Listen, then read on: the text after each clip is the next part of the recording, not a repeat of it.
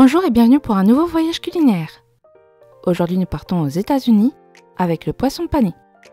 Pour ce plat vous aurez besoin d'une planche, d'un couteau, de 2 casseroles, un fouet, 2 fétus, une passoire ou un presse-agrumes, 3 assiettes, une fourchette, une spatule et un mixeur.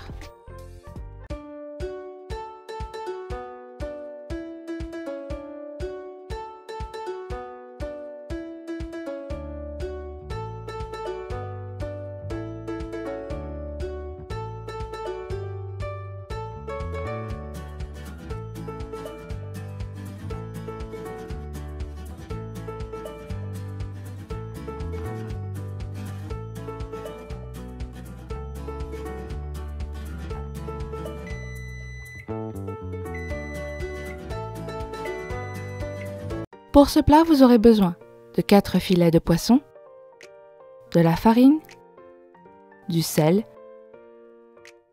du poivre, 4 œufs, 100 g de beurre, 10 centilitres de crème liquide, de l'huile, un citron, une cuillère à café de piment, une cuillère à café de paprika et de la chapelure. On va commencer par préparer notre poisson. Ici, j'ai choisi du dodo cabillaud puisqu'il est déjà rectangulaire et assez plat, c'est donc plus facile à découper.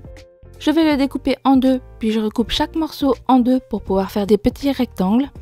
Mais si vous le désirez, vous pouvez leur donner la forme que vous désirez. Et on n'hésite pas à faire des chutes pour les rendre bien droits, puisque de toute façon, on va réutiliser les chutes plus tard. On va ensuite assaisonner notre poisson de chaque côté. Si jamais vous débordez lorsque vous saupoudrez, ce ne sera pas un problème puisqu'on va en profiter pour assaisonner également notre chapelure en redéposant nos poissons sur la planche.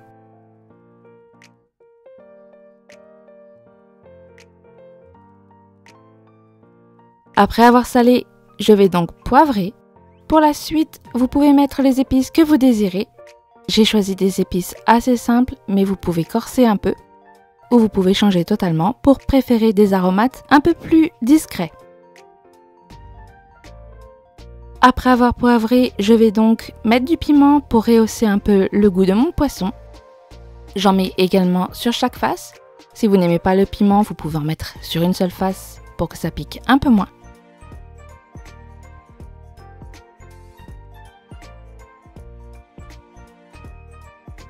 Et pour terminer, je vais mettre du paprika sur chaque face. Et pour plus de facilité, je fais tous les poissons d'un coup que je retourne pour faire chaque face.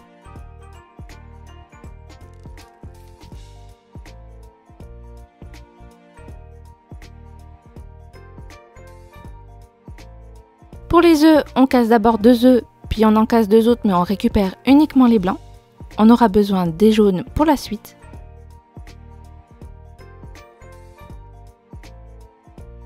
Je mélange bien les œufs. Si vous le désirez, là encore, vous pouvez les assaisonner avec du sel, du poivre ou des aromates, ou encore des épices.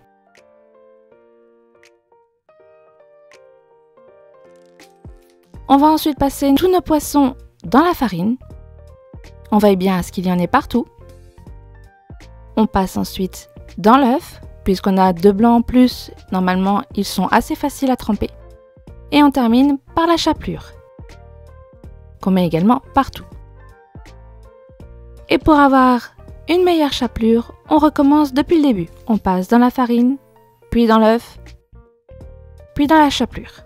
Ce n'est pas une étape obligatoire, vous aurez seulement une chapelure plus épaisse et donc plus croustillante. On va ensuite chauffer notre huile.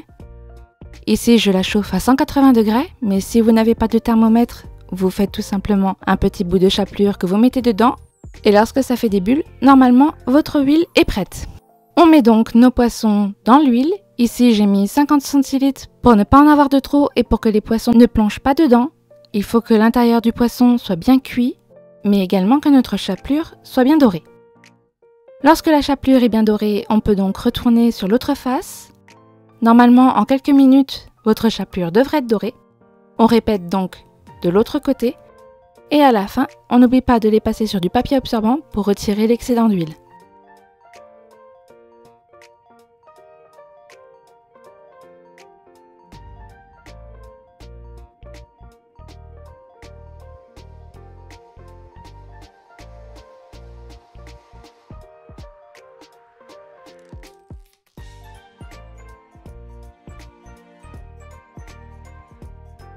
On va ensuite récupérer le jus d'un citron. Si vous n'aimez pas trop le citron, cette étape n'est pas obligatoire, vous pouvez à chaque fois remplacer le citron par de l'eau. Ici, je vais mettre un citron en entier, mais vous pouvez également mettre un demi-citron seulement si vous le désirez. Choisissez simplement l'étape où vous préférez mettre du citron, soit dans la sauce, soit dans le bouillon.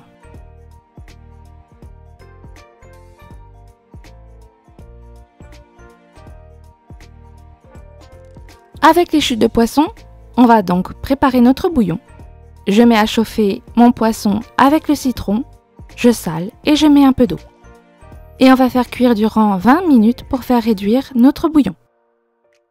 Au bout de 20 minutes, vous avez beaucoup moins d'eau, mais très parfumée. Je récupère donc ensuite l'autre moitié de mon citron. N'oubliez pas que vous pouvez remplacer le citron par de l'eau.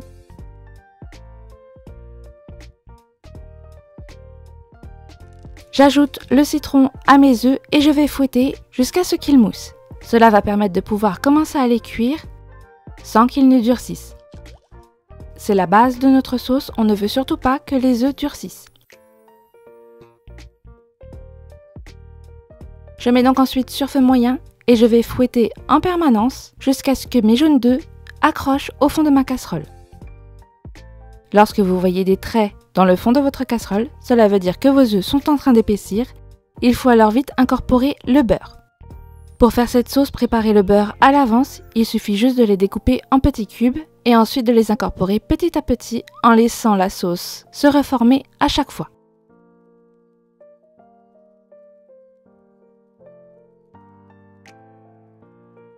Lorsque vous avez incorporé tout le beurre, vous avez un sabayon qu'on va améliorer pour pouvoir en faire un peu comme une sauce hollandaise qui ira très bien avec le poisson.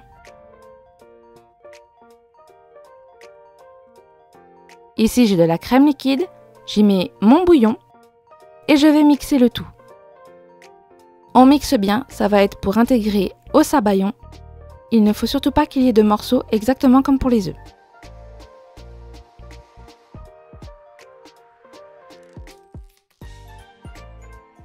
On va donc incorporer petit à petit notre crème parfumée au poisson. Ici, j'ai bien entendu le feu éteint, mais je reste sur le feu pour que ma sauce continue tout de même à monter en même temps que j'incorpore la crème. On mélange bien et on obtient une belle sauce bien lisse.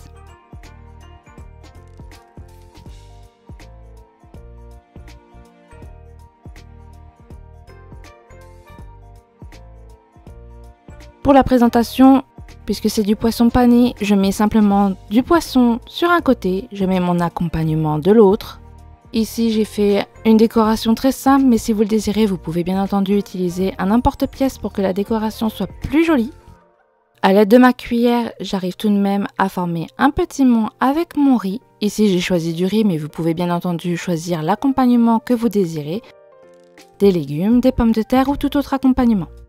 Toutefois, le riz ira beaucoup mieux avec le poisson et notre sauce.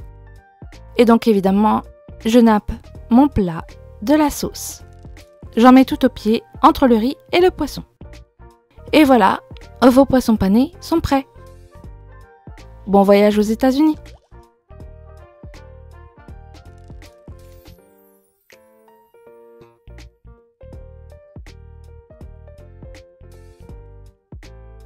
Et ici, j'ai tout simplement fait du riz simple.